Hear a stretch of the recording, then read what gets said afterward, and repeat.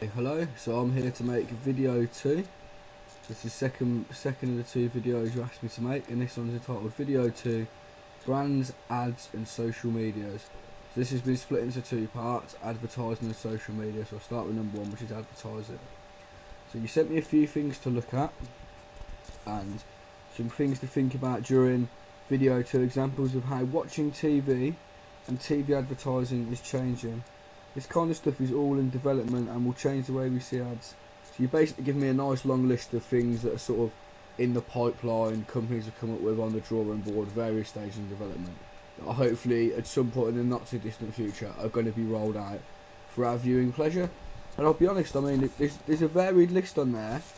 So you've asked me to sort of look at it and have a think, and you want to know my opinions, whether you think you'll see these in future, which ones I like, which ones are not so hot or not, we'll see. So what I'll do is I'll go through the list, and so you want to know my overall opinion of these kinds of developments and what do I think I'd be likely to use. So I'll go down the list. So this first part is about, where's it gone?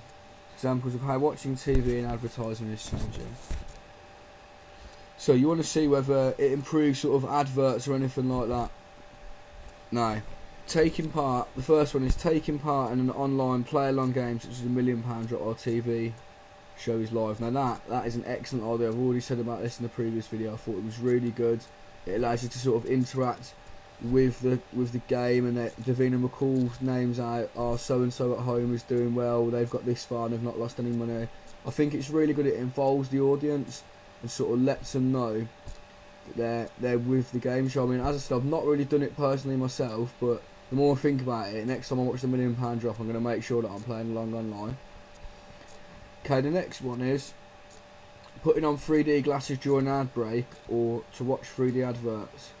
I mean, I'm not entirely sure how they're actually going to roll that out without everything being in 3D, but I kind of like the idea of it, man. I mean, 3D in principle is really good. I'm not that struck on it personally myself. I think it's a bit, I don't know, it gives me a bit of a headache sometimes watching it, but it is good, and I think as technology advances and things evolve and get better and better, then it will be really good. And I think having 3D adverts will make people pay a lot more attention to them, because they'll be like, oh, remember that? I don't know, I reckon Honda, they'd be a prime person to do, prime company, sorry, to be doing 3D adverts. Their adverts are always pretty cool. They're a little bit out there. It'll make you sort of remember the brand, you know. All publicity is good publicity, isn't it, as the saying goes. So just bear with us 2 seconds, it's boiling in my room. I'm just going to crack the window. Okay, so the next one on the list is using a tablet or mobile phone to scan a barcode which appears on your television screen. So it would either enable you to purchase the product directly or to find out more information. Yeah, that's pretty cool. Like they've got the little scanner on the iPhone, haven't they? I haven't actually used it, but you come up with a barcode and you can scan things. Quite a cool idea, like very novel. You know, using the smartphones to get involved with this sort of stuff. That's good. The next one is interacting with an advert using your TV remote control handset. This can be done if you're playing a short quiz video game or to see more product details. Yeah, again, I quite like that one as well. You know, it gets the interaction with the audience, like using the TV remote, like press your red button now. They've started doing that already, haven't they? So with certain shows, it's like, it's not necessarily adverts, but it's like if you want to find out more about it, press the red button now and head over to page whatever it is. So yeah, that's sort of like a bit more of an advanced version of that, isn't it? Okay, the next one is when watching adverts on TV, having an application open on your tablet or mobile device which has interactive versions of the same advert that are on your TV screen at the same time. Yeah, again, I do sort of like that. It's not. It is good, but I don't know. I don't know whether people would really be asked to download an app, especially, I don't know, maybe if it was free, yeah.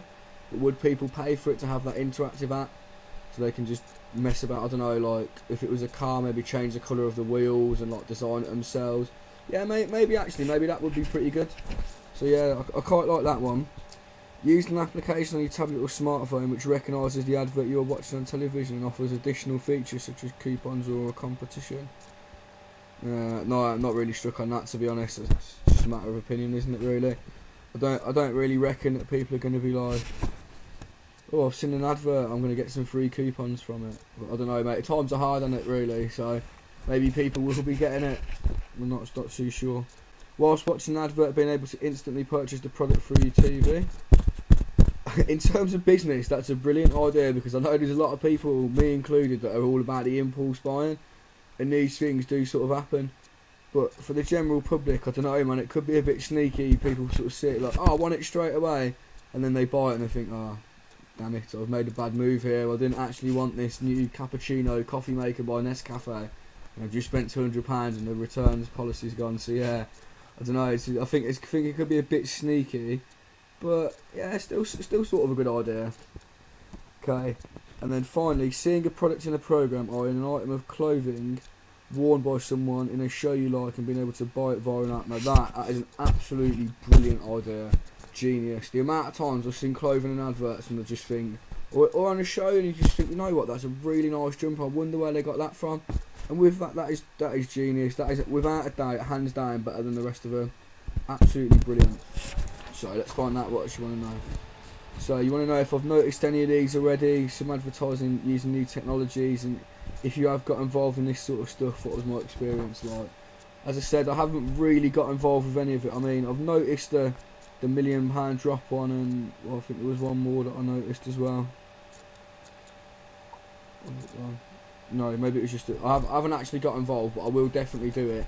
And my friends who I lived with when I was in Manchester, they really enjoyed it and said it's really good fun. And my ex-girlfriend as well, Leanne, who I was talking about earlier, she did it as well. She said it was really good, so their feedback is good.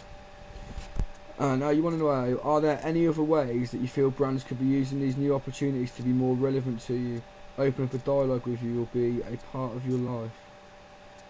So these new opportunities, maybe sort of like advertising that's a bit more sort of personal to you.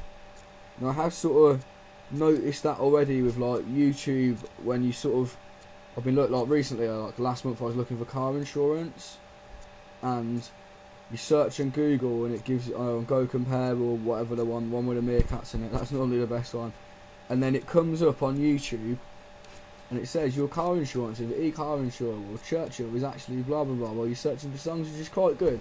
So they've obviously realised what you're doing and they're targeting it to you.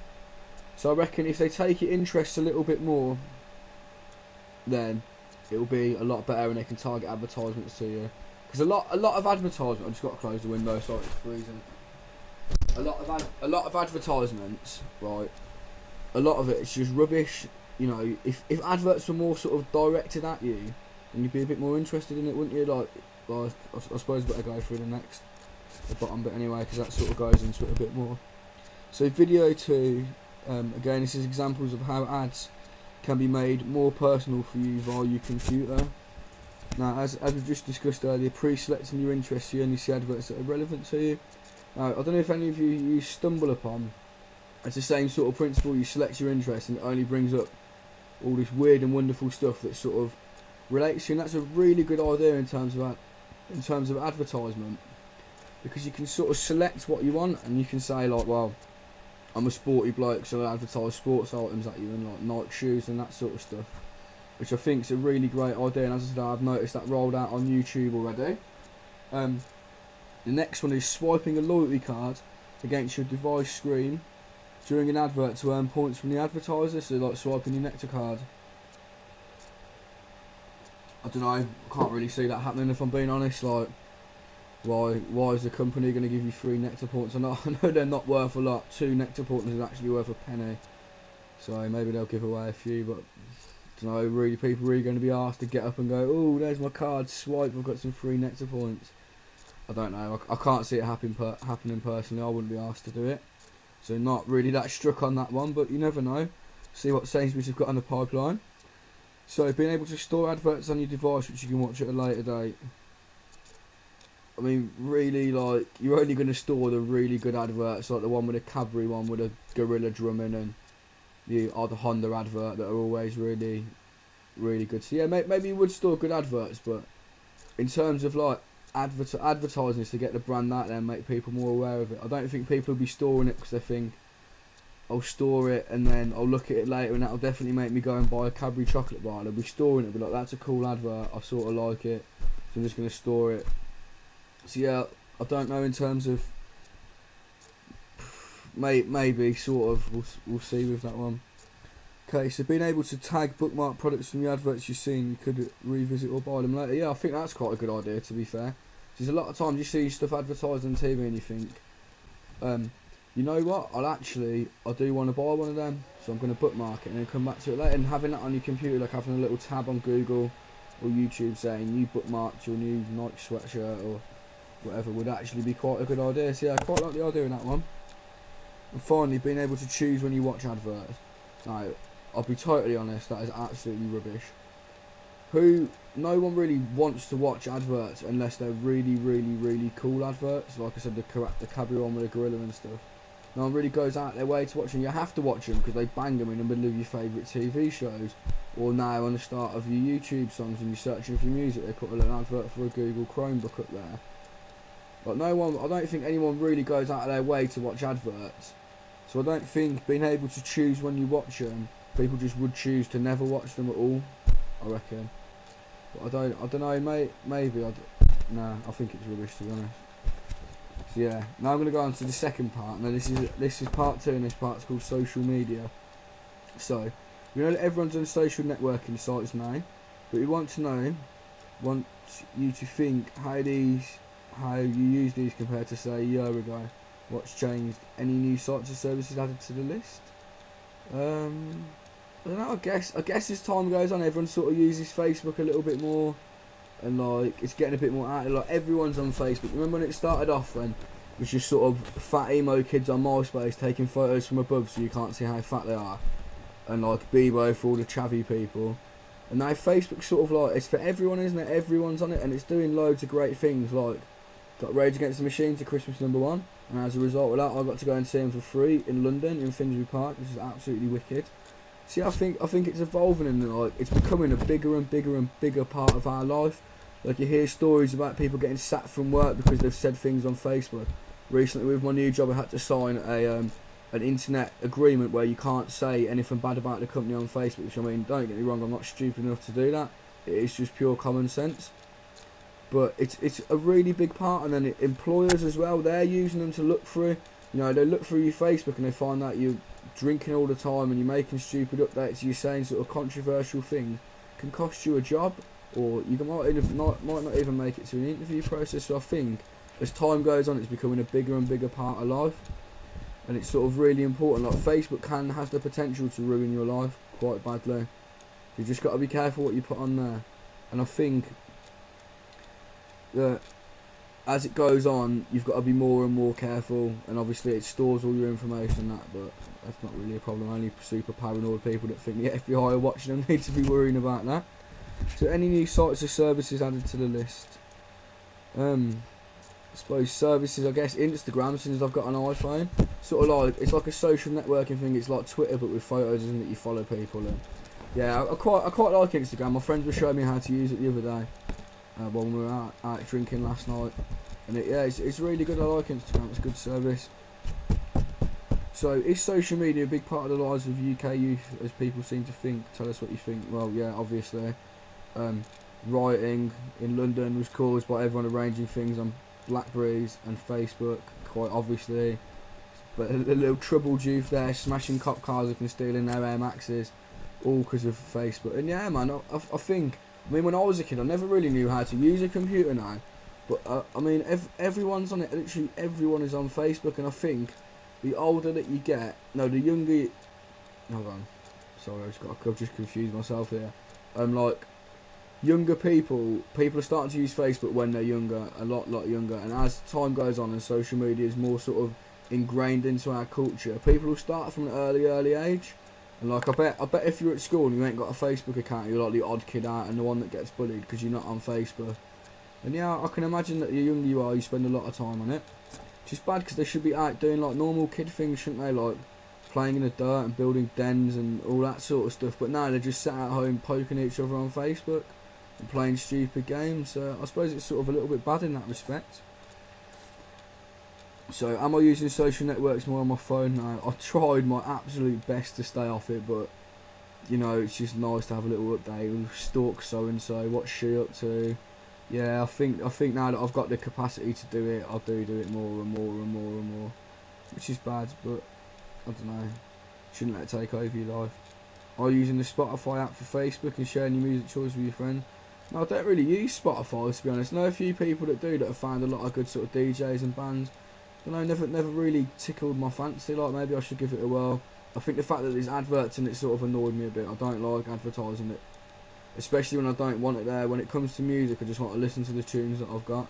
I don't want someone trying to sell me a 3-piece suite with 4 years interest-free credit and all that sort of malarkey. I just want to listen to my music, so that's probably why I don't use it. I don't know what Pinterest is. I'm going to find that. Well, I probably should have found that before I started the video, but I'm going to have a look. That sounds interesting, or Pinteresting. Right, now lastly, how receptive are you to having more social media apps and developments built in across things like TV shows, games, on-demand services, ebooks and even films? So, how receptive am I to having more social media apps and developments built in across things like TV? So sort of like follow us on Facebook or follow us on Twitter, that sort of thing. Yeah, I don't know, man, it's never really bothered me that much. Am I open to it? Yeah, I suppose so. Like, if you want to follow what's going on and keep sort of up to date with Jonathan Ross, follow him on Twitter and he'll tell you how he's doing. I mean, I've not really got a problem with it.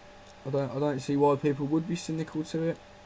Having more sort of like, because as I said, social media's got a massive part of society now, isn't it? Like, as time goes on and on and on, it's just going to get more and more and more important, and it's just everything. It's follow us on Facebook now, yeah.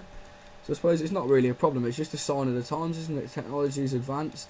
This is the way that the human race has decided to go, by using Facebook. Maybe it will kill us all one day. Who knows? But yeah, it's a sign of the times, and you've just got to get with it, haven't you? You've just got to follow it. So yeah, that's pretty much it anyway, because I've probably been rambling